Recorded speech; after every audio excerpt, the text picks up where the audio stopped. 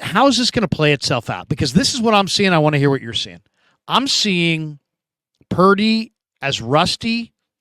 And one thing Greasy made perfectly clear is Brock didn't have an off season, and so I'm seeing Purdy being rusty. Where the 2 practices ago he hung the interception, the ball hung in the air, and Greenlaw picked it off. Then he underthrew the deep ball down the left sideline. I think he got bailed out on a PI, but it was still an underthrown ball. To me, those were the 2 worst throws I've seen from Purdy. I thought yesterday, now you and I have a difference of opinion because I just went and looked at it, saw 8 of 10, saw he almost threw the pick to Marcelino, but I thought the perfect dime that he threw in the corner of the end zone to Jennings on the pylon route, I thought he was on time most of the day. I liked the zip on the sideline. I was standing right there on the sideline when he threw the pass to Ayuk that Ayuk plucked. I thought he showed some good zip. I thought he was the best quarterback of the day. But then I read your thing, or people jumped on me and were like, hey, he threw 4 picks. He got sacked all these times.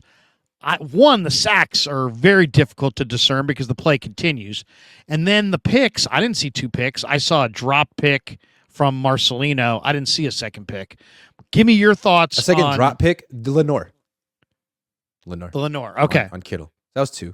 But neither were picks, actually. They were drop picks. No. They were drop picks. Yeah. They were risky throws. They were passes that hit defenders in the hands. Right. I mean, the Lenore one was, I thought, a great play by Lenore, to be honest. But that's neither here nor there. I thought it was a great play by Kittle. I think Kittle broke it up. I think Kittle got left-handed. Okay, I think he did. What are you seeing with Brock? We'll go all 4 quarterbacks. Sometimes we're seeing Brandon Allen be, 4 for 4. But even on the days where he's 4 for 4, I see Brandon Allen as a guy that can operate the short game. Anything within 15 yards of the line of scrimmage, he's on time. The ball has a little wobble, but anything 20 to 25 or more down the field seems more like he's spraying it. The receiver has to adjust to the ball. I don't love his down the field accuracy. That's really all I can say about Brandon Allen. As far as Darnold, I see a guy who has good days and bad days. 3 practices ago, he looked awesome. I mean, seriously, awesome. He looked really, really good. Other than that, the last couple of practices, not so much. For Trey, what I see is a guy that's dramatically improved from last year. And to me, that part of it is unfreaking deniable. And I've heard a lot of people say, he's the same guy, this and that. No, he's not the same guy. I see a guy who's much improved. But then there's the pass to Kittle at the beginning of practice yesterday, which is a layup and he missed. There's the Debo. He's missing some layups. Other than that, I see Trey throwing the heck out of the ball and looking really good. And with Purdy, I see a little rust, but I see a guy who still has that command. He's moving off of his spot, and when he's on the move, he's still hitting his targets. So nobody looks spectacular. They're all kind of, I would say, B to B minus level was what I would grade them as. But you're there, and you're seeing it, and we don't always see it the same way. So give me your breakdown of the 4 guys. Okay, here's what I see I'm going to start with Brock. He's the most important. He's a starting quarterback. He's not competing for his job. He's getting all the first-team reps when he's out there. The turnover-worthy plays. He had a fumble. He got his hand hit. Shouldn't have happened in practice. He had a fumble. He's had 2 picks and 2 or 3 interceptable passes. Yep. And my question is that rust?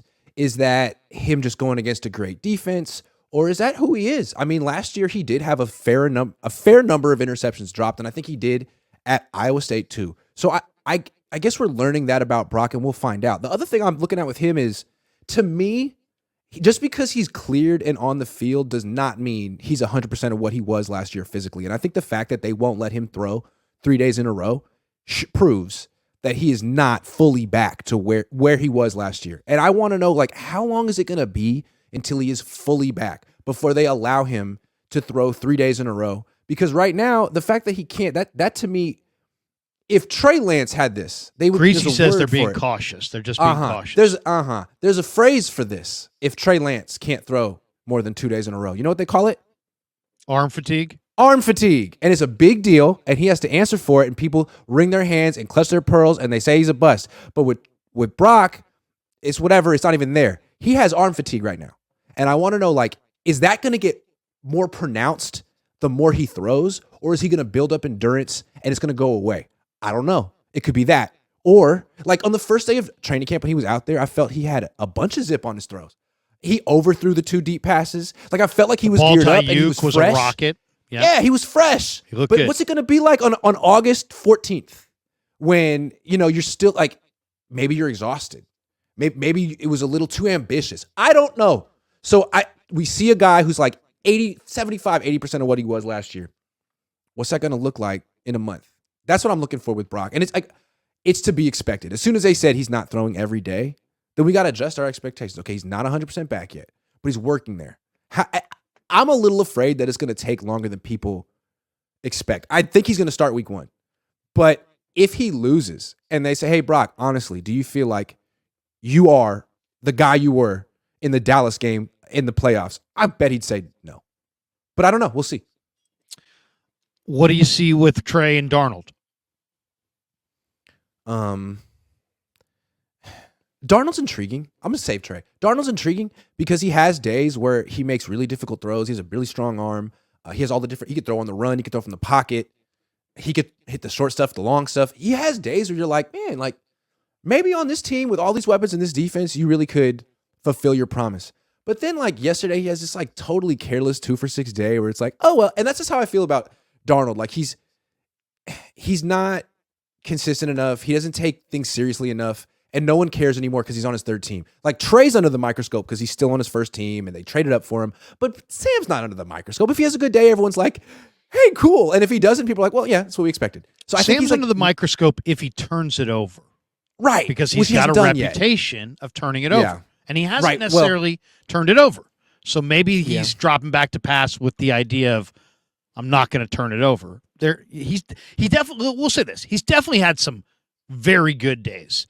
But he's also had some quiet days, and the rep situation makes it kind of like he was 2 of 6 yesterday. How many reps did he get? He didn't get a lot of reps, right? Nah. And it's like yesterday, it's like, you know what? You're the worst quarterback. You're making Brandon Allen look good. Like the other day, Mike Silver, God love him, wrote an article that the Niners could cut Trey Lance and keep Brandon Allen. Like yesterday, I was like, you could just erase Trey Lance's name from that article, put Sam Darnold in and be like, he has a point. Because there are days where Sam Darnold doesn't show up. And it's like, I don't understand what happened. Trey seems like, okay, let's talk about, I don't think Sam really matters.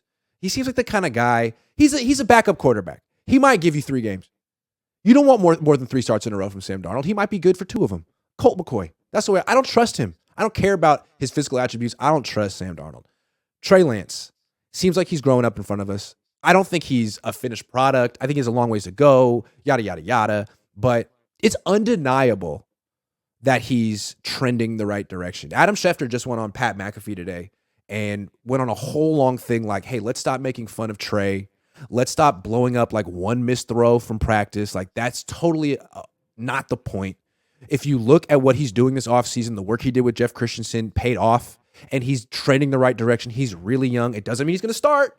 Obviously, he's behind Brock, but he's a young guy with a future, and he's finally taking the steps necessary to make it work. And he's getting these reviews from everyone that matters. John Lynch, Hall of Famer, saying, I respect that Trey Lance is taking the initiative.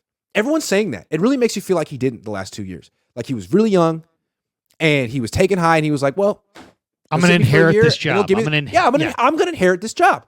And I think he did inherit it last year. And I think the team felt, man, that didn't help him. It didn't ingratiate him with his teammates. They weren't picking him up after sacks. And if he ever starts for us again, he's going to have to earn it every step of the way. And to his credit, he's responding to that. That's a great story. Doesn't mean he needs to be the starter. It just means that if he ever gets an opportunity, like Brian Greasy said today, if he ever gets another opportunity, I think he's going to be ready for it. And if it comes later in the season, maybe that's a good thing. Because when he did get that opportunity, late in his rookie year, he was ready for it. And it seems like the entire offense is kind of disjointed and unready until like Halloween anyway. So maybe this will work out for Trey. I know people aren't Trey fans here. They're Niner fans. But I think we all kind of empathize with a young man who's been put through it. I mean, Brock had his own adversity having to wait until the last freaking pick of the draft. That's humiliating. So he was humiliated. Brock was humiliated before he ever came in the league. Now Trey's been humiliated. And now Trey's been humiliated too. Sam's been humiliated in 2 different places. I think I think our heart goes out to all of them. I think maybe one reason people were tough on Jimmy Garoppolo is because all of his dreams came true so quickly, and he was so handsome, and everything was great, and he was never humiliated. But then he really was humiliated one step after another by Kyle Shanahan and the 49ers until they sent him out of town. So I guess everyone gets humiliated eventually. Don't we all? I'll tell you. Well, I mean, don't we all? No question. We've all been humbled.